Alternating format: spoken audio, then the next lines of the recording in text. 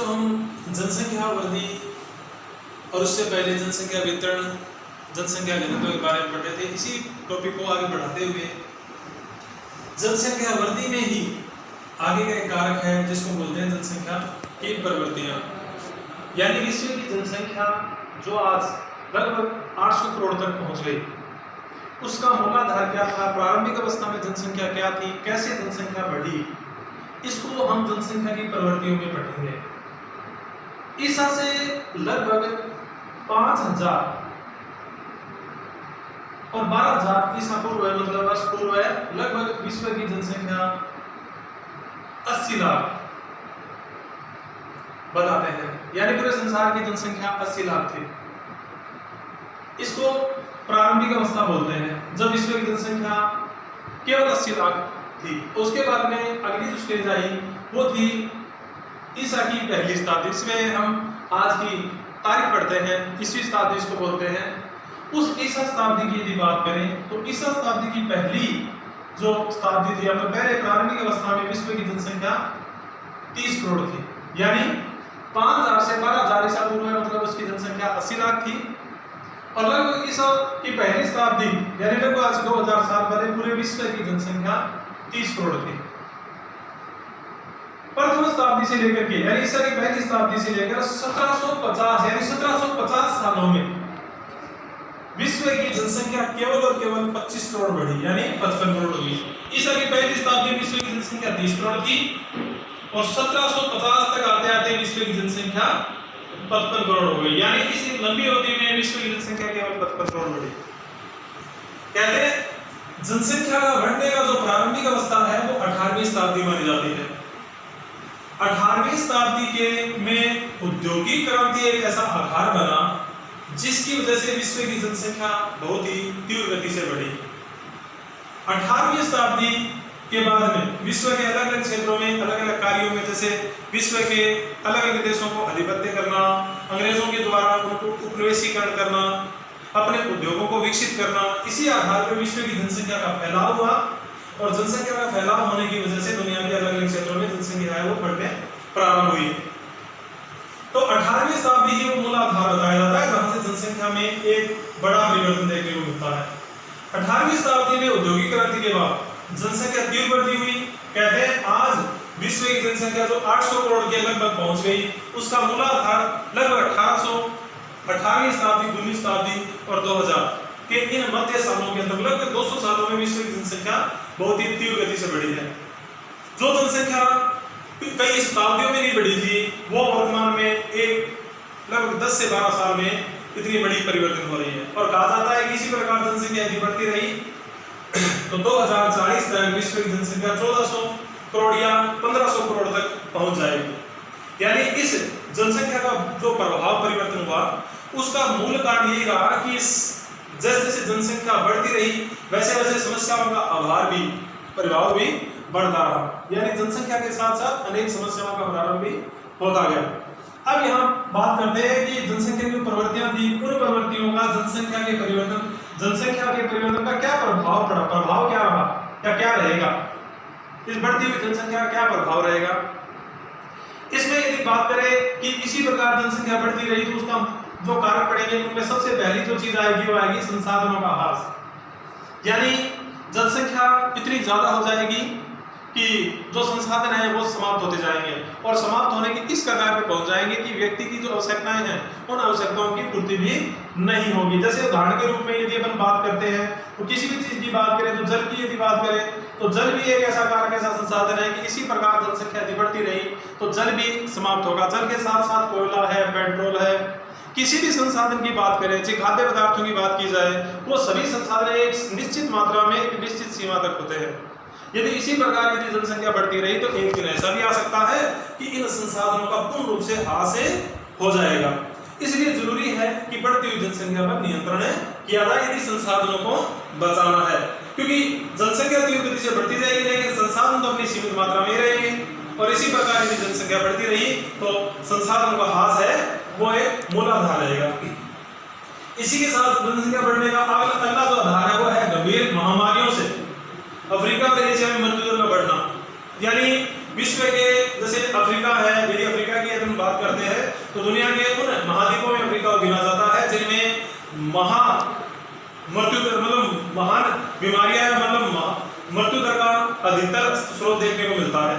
क्यों? अफ्रीका जो है, अफ्रीका एक ऐसा महाद्वीप है जो उष्णकटिबंधीय भूमध्यरेखीय क्षेत्रों के अंतर्गत आता है, जिसकी वजह से वहां पर महामारियां बहुत ज्यादा देखने को मिलती है और महामारियां के साथ साथ मृत्यु दर का भी आधार है। यदि मृत्यु दर वहां बढ़ती है तो वहां जन्म दर भी बहुत ज्यादा बढ़ेगा। इसी में एशिया को भी गिना जाता है, यानी एशिया और अफ्रीका ऐसे महाद्वीप है जहां मृत्यु दर और जन्म दर बहुत तीव्र गति से बढ़े। इसी वजह से कहीं ना कहीं जनसंख्या जो है उसका परिवर्तन का प्रभाव पड़ा, यानी मृत्यु दर भी एक ऐसा आधार था।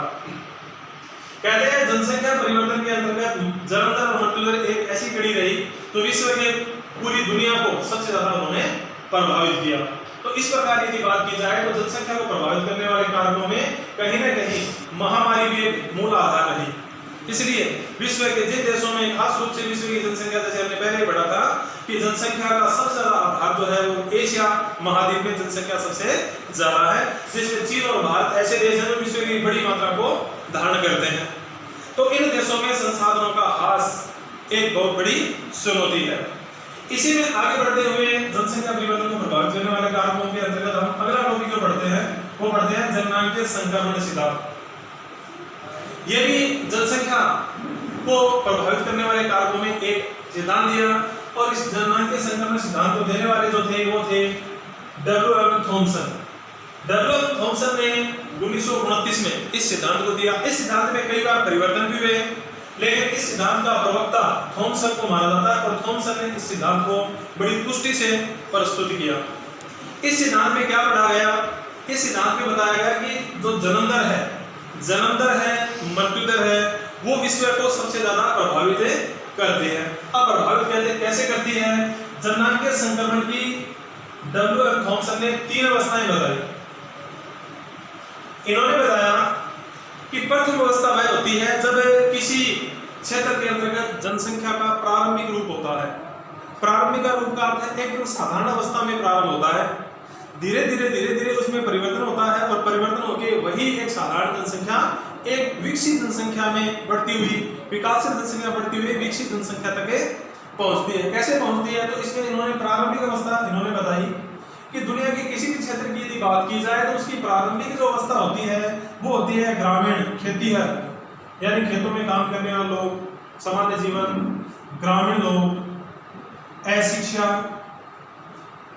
जन्म दर उच्च, जन्म अधिक होते हैं और मृत्यु भी अधिक होती है, मतलब मृत्यु भी अधिक होती है और जन्म दर भी अधिक होते हैं। परिवार को ही संपत्ति माना जाता है, यानी मनुष्य अपनी संपत्ति जो मानता है वो संयुक्त परिवार को मानता है, परिवार को ही अपना आधार मानता है। जीवन प्रत्याशा कम होती है, यानी जीवन जीने के जो आधार होते हैं, सुविधाएं होते हैं, सुख सुविधाएं बहुत कम होती हैं, यानी उनका जीवन जो है वो एक छोटे से क्षेत्र में संकुचित होता है और छोटे से क्षेत्र पर चल के वहीं प्रारंभ होकर वहीं समाप्त हो जाता है। थॉमसन ने ये इनकी प्राथमिक अवस्था बताई जिसमें मनुष्य का जीवन एक छोटे से स्तर से शुरू होकर के वहीं समाप्त हो जाता है। लेकिन इस प्रारंभिक प्रथम अवस्था के बाद में दूसरी जो अवस्था थॉमसन ने बताई वो बताई कि खेती व्यक्ति जो है वो खेतों से निकल करके आगे बढ़ा और दूसरा आधार आया उद्योग, यानी गांव में रहने वाले लोग आगे बढ़े और खेतों को छोड़ करके फैक्ट्रियों में, उद्योगों में काम करना शुरू किया। उन्हें बाहरी समाज का थोड़ा ज्ञान हुआ और बाहरी समाज का ज्ञान हुआ तो जन्म दर तो अधिक था ही, यानी जन्म तो अधिक हो रहे थे, लेकिन नगरों में जाने की वजह से थोड़ा उन्होंने मृत्यु पर नियंत्रण कर लिया, यानी जन्म दर तो उसी गति से बढ़ रहे हैं लेकिन उन्होंने मृत्यु दर पर थोड़ा नियंत्रण कर लिया। इस वजह से जन्म दर उसी गति में बढ़ रहे हैं और मृत्यु दर पर नियंत्रण होने से जो जनसंख्या है वो फिर तीव्र गति से बढ़ रही है। और इसमें जैसे औद्योगिकरण हुआ, नगरीकरण हुआ, लोगों की सुविधा में कुछ परिवर्तन हुआ। ये इनकी द्वितीय अवस्था थी। तीसरी अवस्था में उन्होंने बताया कि जो प्रथम अवस्था में खेती है, ग्रामीण अशिक्षित जो लोग थे वो लोग गांव से निकल करके कहाँ आ गए? शहरों में आ गए। अब शहरों में आने की वजह से उनकी जो अशिक्षा थी उनकी से बदल गई शिक्षा में। उन्होंने अपने बच्चों को शिक्षा दी, एक सभ्य समाज की ओर बढ़ रहे हैं। इसके अंतर्गत उनका थोड़ा जन्म दर पर भी नियंत्रण किया गया, साथ ही मृत्यु दर पर थोड़ा नियंत्रण हुआ, यानी उनकी प्रारंभिक अवस्था में तीसरी अवस्था में चलते चलते जन्म दर और मृत्यु दर में थोड़ा नियंत्रण हुआ। साथ ही साथ इसके साथ अगली जो अवस्था आई वो तकनीकी सुधार हुआ, यानी इन्होंने तकनीकी सुधार भी किया अपने जीवन स्तर में। जो एक मतलब ये मान लीजिए गांव के अंतर्गत सभ्य समाज था उस समाज से निकल करके एक स्वच्छ और एक साफ समाज की ओर उन्होंने अपना परिवर्तन किया। स्वास्थ्य सुविधाओं में भी परिवर्तन हुआ। जो ग्रामीण क्षेत्रों में अधिकतर मृत्यु जो होती थी वो स्वास्थ्य की वजह से होती थी, अब नगरों के अंतर्गत आकर के उनको वो चीजें मिलने लगी जो उनको गाँव में प्राप्त नहीं होती थी। इसी चीज को जो जननांगीय संक्रमण सिद्धांत है उसको समझने के लिए थॉमसन ने एक आधार बताया। उन्होंने दो बॉक्स बनाए। उन्होंने कहा कि प्रारंभिक अवस्था में व्यक्ति क्या था, अशिक्षित था, ग्रामीण था और खेतीहर था, और इससे उन्होंने द्वितीय स्टेज को पार करते हुए तृतीय स्टेज के अंतर्गत उन्होंने जो अशिक्षित थे वो शिक्षित हो गए, जो ग्रामीण थे वो नगरीय हो गए, और खेतों में जो काम करने वाले लोग थे वो क्या करने लगे, फैक्ट्रियों में काम करने लगे, उद्योगों में काम करने लगे, जिसकी वजह से उनका जीवन स्तर सुधरा।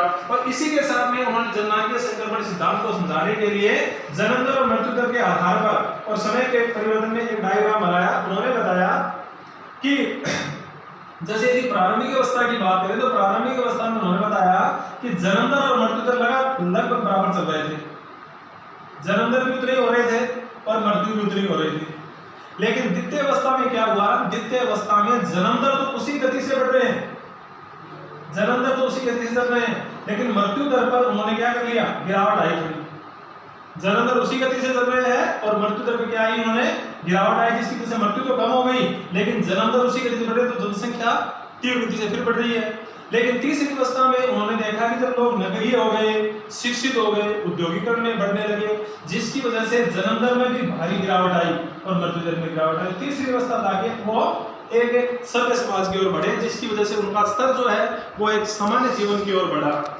इसी के साथ यदि जननांगीय संक्रमण की बात की जाती है तो जननांगीय संक्रमण में 3 अवस्थाएं जो बताई गई, उन अवस्थाओं के अंदर यही महत्वपूर्ण चीज है कि समाज जो है वो खेत से निकल कर या खेती से निकल करके नगरीकरण की ओर बढ़ा, और नगरीकरण की ओर आकर के समाज को एक सुचारू रूप से एक सभ्य समाज की ओर बढ़ा। और उसमें बढ़ने के जो कारण थे वो प्रवास के अंतर्गत आते हैं। तो बच्चों, प्रवास शब्द हमने पहले भी पढ़ा है, जिसमें बताया गया कि पर यानी वास, दूसरे जगह पर जाकर बसना। इसमें प्रवास के अंतर्गत जो 2 कारक बताए गए वो बताए गए, एक तो अप्रवास है और एक उत्प्रवास है। अप्रवास क्या होता है, अप्रवास होता है जब हम किसी दूसरी जगह पर जाते हैं, किसी कारण से दूसरी जगह पर जाते हैं, चाहे वो शिक्षा के लिए हो, चाहे वो चिकित्सा के लिए हो, चाहे वो अन्य किसी सुविधा के लिए, हम रोजगार के लिए हो या सुरक्षा के लिए हो, जब हम किसी दूसरी जगह पर जाकर बसते हैं वो तो कहलाता है अप्रवास। और जब एक जगह को छोड़ते हैं, चाहे वो ग्रामीण समाज है इसकी वजह छोड़ रहे हैं, खेती है उसको छोड़ रहे हैं, असुरक्षा है इसलिए छोड़ रहे हैं, या अन्य कोई भी समस्या है जिसकी वजह से हम छोड़ रहे हैं, जिस जगह को छोड़ रहे हैं वो उत्प्रवास, और जिस नई जगह को ग्रहण कर रहे हैं वो अप्रवास।